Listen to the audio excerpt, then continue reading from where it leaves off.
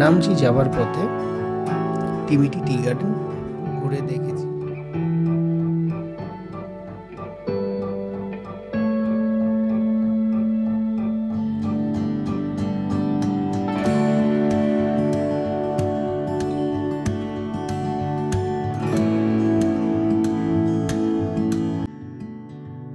কেমন আছেন?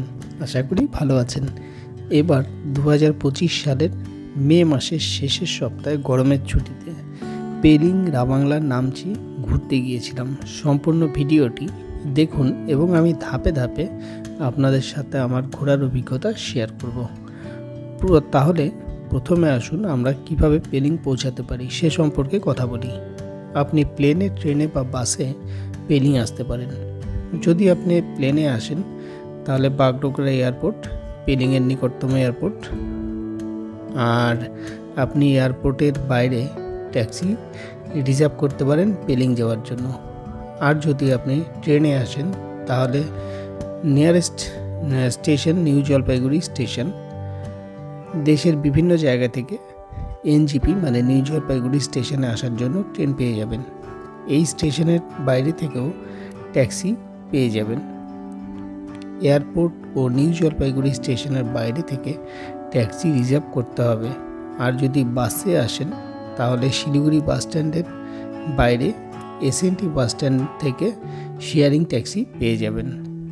আর বাসেও যেতে চাইলে এসএনটি বাস স্ট্যান্ড থেকেই বাস পেয়ে যাবেন। বাসে ভাড়া পড়বে 250 টাকা, আর শেয়ারিং ট্যাক্সিতে ভাড়া পড়বে 400 থেকে 600 টাকা এক একজনের। এনজিপি স্টেশন ও এয়ারপোর্ট থেকে শিলিগুড়ি বাস স্ট্যান্ডে এসে এখান থেকে ট্যাক্সি রিজার্ভও করতে পারেন। আবার শেয়ারিংয়েও যেতে পারেন। ট্যাক্সি রিজার্ভ করলে ভাড়া পড়বে 3500 থেকে 5000 টাকা। তবে এই যাত্রায় আপনার 6 ঘন্টা সময় লাগবে।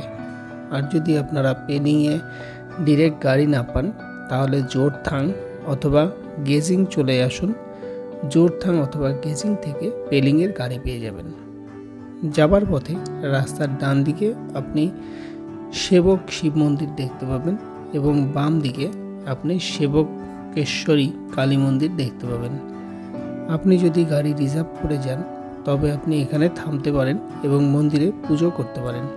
মন্দির থেকে মাত্র 500 মিটার দূরে করোনেশন ব্রিজ, জায়গাটা খুব সুন্দর। অনেক পর্যটক এই সেতুতে যান এবং ছবি ও ভিডিও করেন। আপনি কিছু দূর যাবার পর আমরা সিকিম রাজ্যে প্রবেশ করব। পথে সব সময় ভূমিধসের ঘটনা ঘটে এবং ভূমিধসের কারণে রাস্তা মেরামতের কাজ চলতে থাকে। রাস্তা মেরামতের কারণে ঘন্টার পর ঘন্টা যানজট লেগেই থাকে। একবার জ্যাম হলে জ্যাম দূর করতে আধ ঘন্টা থেকে 1 ঘন্টা সময় লাগে।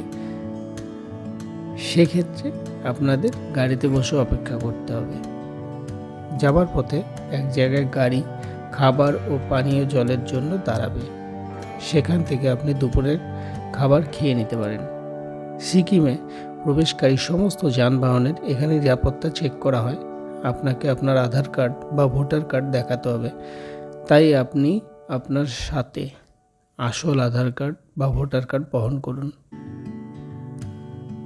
পেলিং থাকার জন্য আপনি অনেক হোটেল, হোমস্টে ও গেস্ট হাউস পেয়ে যাবেন।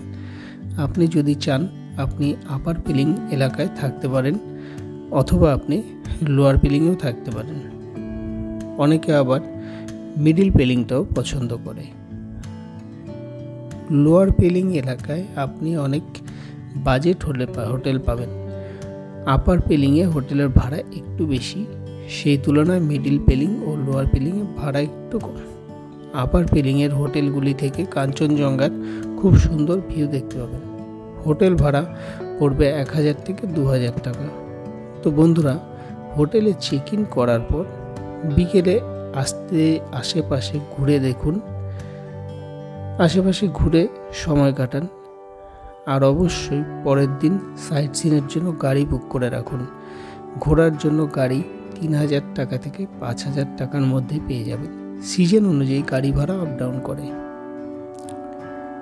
গুড মর্নিং বন্ধুরা। পেলিংয়ে আজ আমাদের দ্বিতীয় দিন সকাল সকাল 8টার মধ্যে বেরিয়ে পড়ুন। প্রথমেই গাড়ি নিয়ে যাবেন খেচিপেরি লেক। খেচিপেরি লেকে পৌঁছানোর রাস্তাটি খুব সুন্দর। খেচিপেরি লেক যাওয়ার পথে আবহাওয়া পরিষ্কার হয়ে গেছে।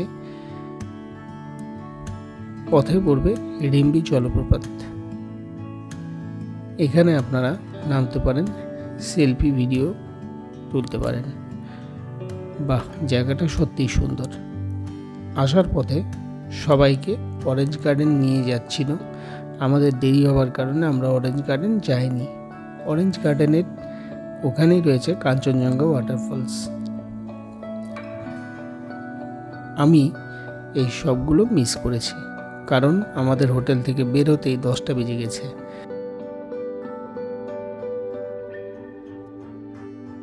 তারপর রাস্তায় যানজটে গাড়ি আটকে গেছিল, তাই অনেক সময় নষ্ট হয়েছে।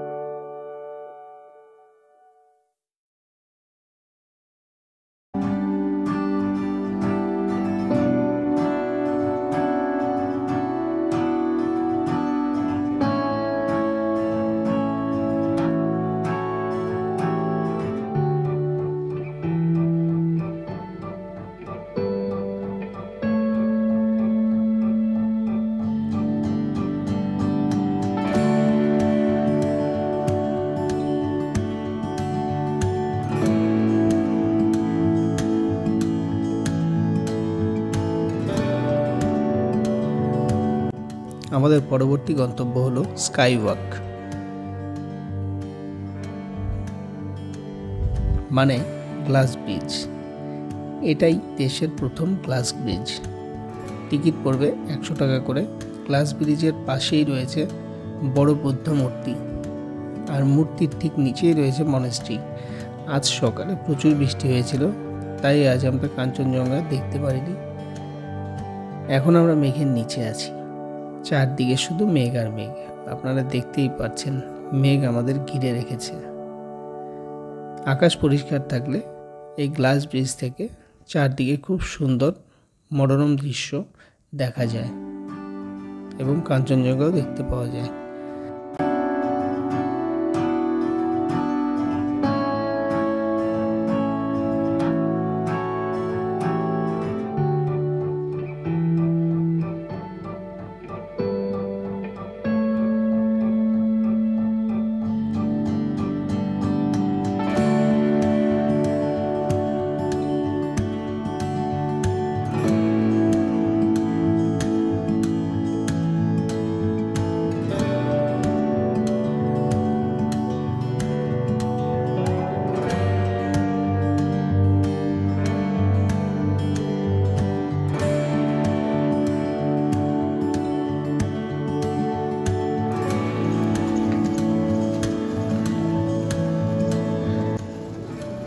এটাই হচ্ছে আমাদের ভারতের প্রথম গ্লাস ব্রিজ, যেটা ওয়েস্ট সিকিম পেলিংয়ে অবস্থিত। আজকে এখানে এসেছি, ওয়েদার তো দেখতেই পাচ্ছি বাজে অবস্থা, তো আর কিছু বলার নেই। তো অবশ্যই আপনারা আসার আগে ওয়েদার রিপোর্টটা দেখে আসবেন। এখানে ticket price 100 rupees per head, আর কার পার্কিং 30 রুপিস। কার পার্কিংয়ের জন্য সেটা আপনাদেরই পে করতে হবে।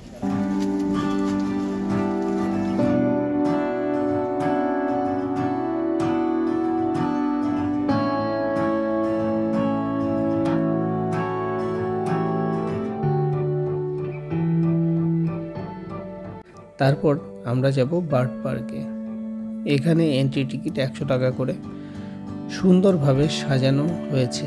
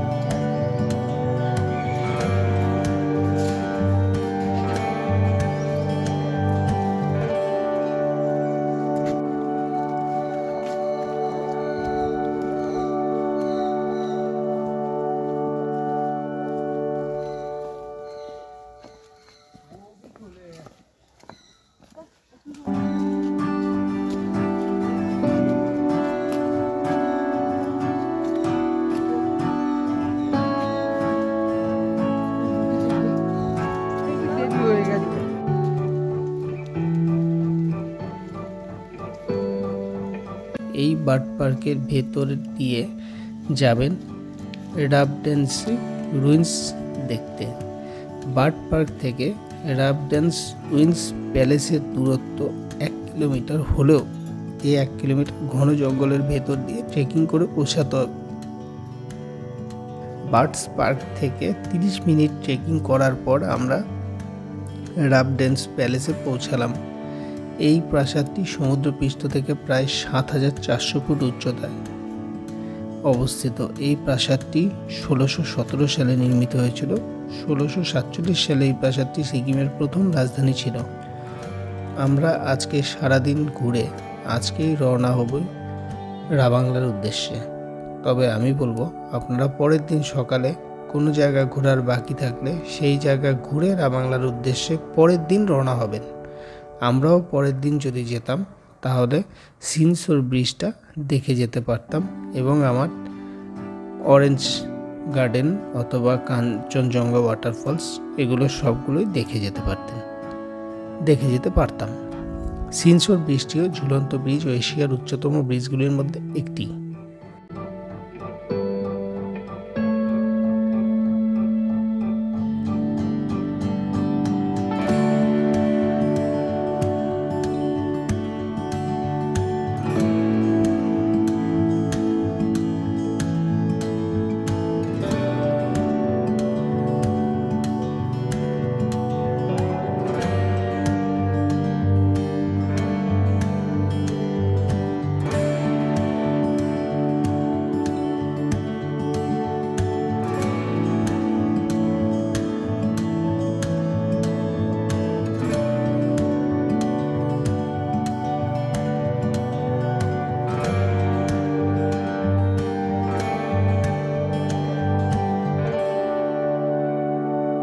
আজ আমাদের চতুর্থ দিন।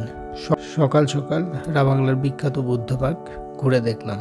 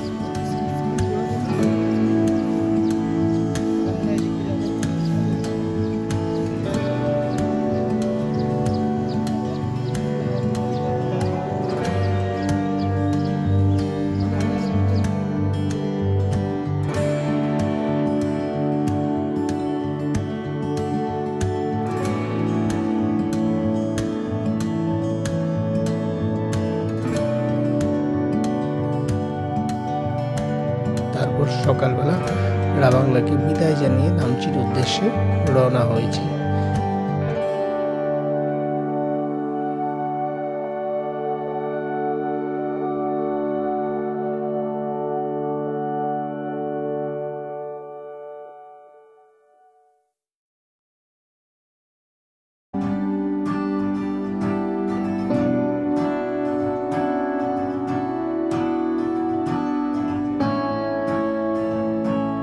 নামচি যাওয়ার পথে টিমিটি টি গার্ডেন ঘুরে দেখেছি।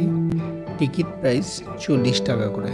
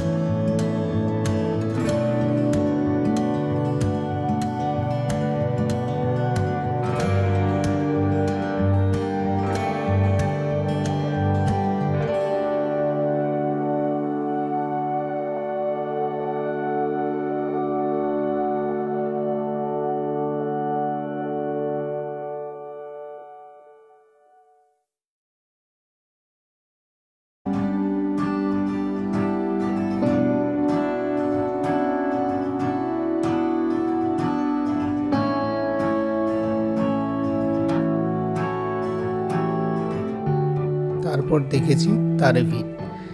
টিকিট 30 টাকা। তারেভীর জায়গাটা খুব সুন্দর, ভীষণ শান্ত, নিরিবিলি এবং প্রাকৃতিক সৌন্দর্য ভীষণ উপভোগ করার মতো। এখান থেকে লাঞ্চ করে নিয়েছি।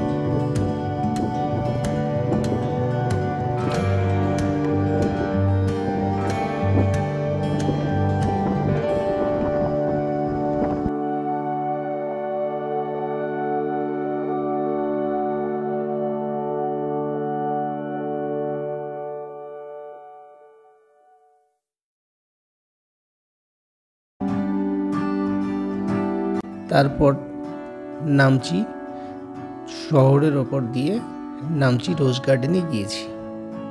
ঠিক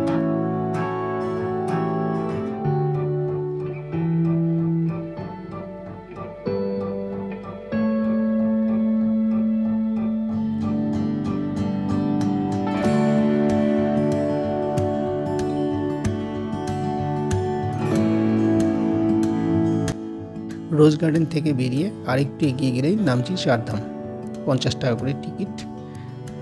আসার সময় সাই বাবার মন্দিরের সামনে দাঁড়িয়েছিল, সেটাও ঘুরে দেখলাম, খুব সুন্দর। আর সন্ধ্যার পর নামচি মার্কেটে ঘুরে বেরিয়ে দেখলাম, জায়গাটা ভালো লাগলো। প্রতিটা জায়গা ঘোরার জন্য আপনাদের গাড়ি পার্কিং ফিস দিতে হবে 20 থেকে 30 টাকা করে। আর যদি আপনাদের কোনো জায়গা ঘোরার বাকি থাকে তাহলে সকালে সেই জায়গা ঘুরে শিলিগুড়ি ব্যাক করুন। নামচি থেকে শিলিগুড়ির গাড়ি না পেলে আপনারা আসবেন জোরথাং থেকে শিলিগুড়ির গাড়ি পেয়ে যাবেন, সময় লাগবে 3 ঘন্টা। এবার বলি, পেলিং রাবাংলা নামচিতে খাবার নিয়ে কোনো অসুবিধা হবে না। প্রায় সব হোটেলেই থাকা ও খাবার ব্যবস্থা আছে।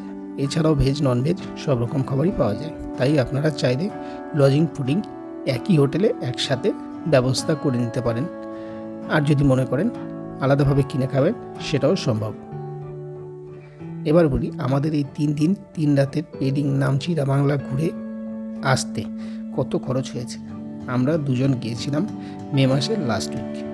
সেই সময় সামার ভ্যাকেশন চলছিল আর ভীষণ ট্যুরিস্টরা ভিড় করেছিল, সেই কারণে সব কিছুর ভাড়া একটু বেশি ছিল। হোটেল, গাড়ি ভাড়া সব কিছু একটু বেশি ছিল। আপার পেলিংয়ে হোটেল ভাড়া পড়েছে 2000 টাকা, রাবাংলাতে হোটেল ভাড়া পড়েছিল 1000 টাকা, নামচিতে 1000 টাকা। নামচিতে আমরা ট্যাক্সি স্ট্যান্ডের পাশেই ছিলাম। সিজন অনুযায়ী হোটেল ভাড়া ও গাড়ি ভাড়া আপ ডাউন করে, এটা আমি আগেও বলেছি, আরেকবার মনে করিয়ে দিলাম। প্রতিদিন ঘোরার জন্য গাড়ি ভাড়া পড়বে 2500 থেকে 5000 টাকা। আমাদের 16,000 টাকা খরচ হয়েছে 2 জনের। এটা শিলিগুড়ি থেকে শেয়ারিং ট্যাক্সিতে পেলিংয়ে যাওয়া আসা এবং রিজার্ভ ট্যাক্সিতে পেলিং রাবাংলা নামচি ঘোরার খরচ 18,000 টাকা 2 জনের খরচ হয়েছে। তার মানে এক একজনের 9,000 টাকা করে খরচ হয়েছে। অতএব আপনারা মোটামুটি একটা আইডিয়া পেয়ে গেছেন। তবুও যাওয়ার আগে একটু ভালো মতো খোঁজ খবর নিয়ে আপনাদের ঘোরার প্ল্যানটা তৈরি করে তারপরে বেরোবেন। ধন্যবাদ।